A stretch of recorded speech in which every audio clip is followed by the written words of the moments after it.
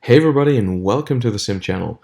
My name is Leon and in today's video we're gonna review a few new accessories to the GT Omega Pro Sim rig. The first one would be the newest GT Omega keyboard tray. At the time of the review, this brand new accessory isn't even listed on the GT Omega website, so I'm actually not sure what the name of this thing is.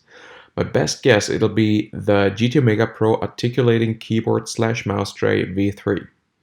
The second accessory in this review will be the new gear shifter mount V2. Both of these items require the new, quote, GT Omega Pro mounting accessory plate bracket. On that note, whoever's in charge of naming things at GT Omega really likes long names, don't they? Anyway, for convenience, I'll just call the piece the map bracket from now on.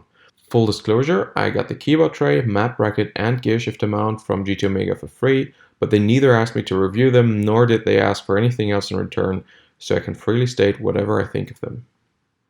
Alright, if you've seen my previous videos about the GT Omega Pro, you may remember that the original keyboard tray, called simply the GT Omega Pro keyboard tray, wasn't all that great and actually one of only a few points I didn't really like about the rig. In the end, I ended up removing it from the rig quite quickly. Since then, GT Omega has released a new keyboard tray that you can find on their website called the GT Omega Pro Articulating Keyboard / Mouse Tray V2. It seems like a great update over the original keyboard tray, and if you get the map bracket, that also opens up the door for you to a couple of other accessories, namely so far the aforementioned gear shifter mount V2 and the club sport handbrake mount. It can probably also give you something to mount butt kickers or other transducers to. Now, about the new keyboard tray. From the pictures, it looks very much like the V2. The arms appear to be exactly the same, but the actual tray has an edgier and, in my opinion, more visually pleasing shape. Plus, it comes with a mouse pad that covers the whole thing. The tray is mounted to a set of arms that allow it to swivel. You can adjust the height to your liking and tilt the tray slightly in your direction to make typing and using the mouse a little more comfortable.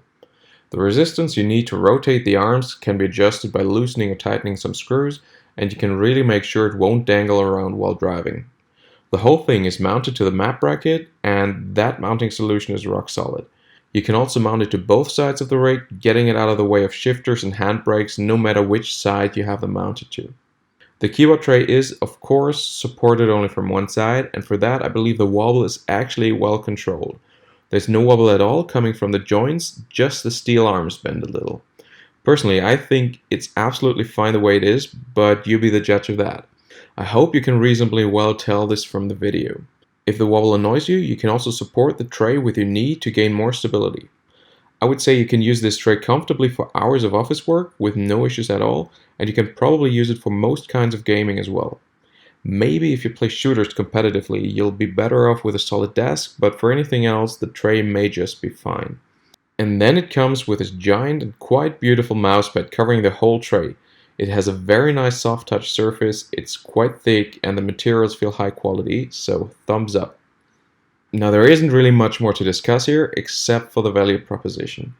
I don't know yet how much this thing will cost when it's out, but I would hope it just replaces the V2 at around 80 euros, and at that price it would be a pretty good value proposition in my eyes, if you have a good use for it.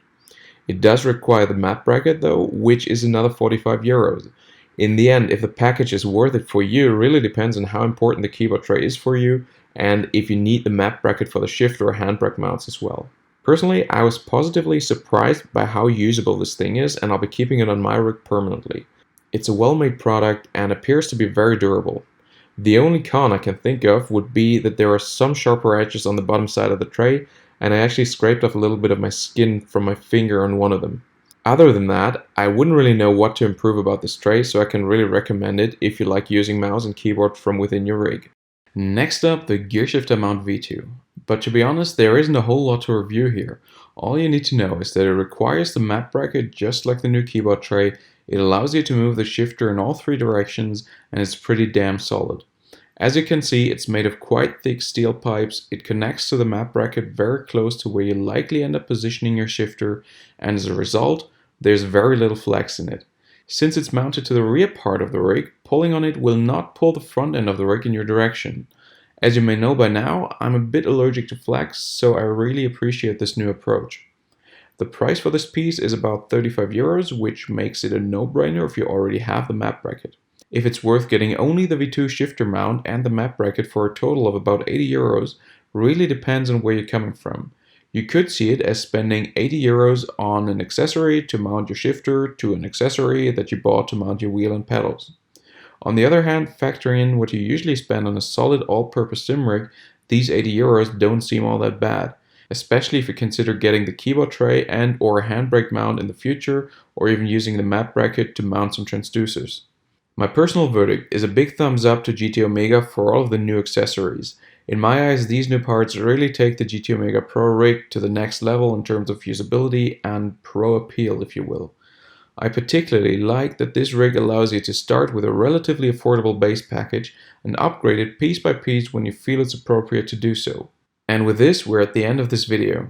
If you have any questions about the GT Omega Pro, the new accessories for it, or life in general, please feel free to ask in the comments below. I'm trying to answer most or all questions I get. If you liked this video, please give it a like and consider subscribing to the channel. Thanks for watching, take care, and goodbye.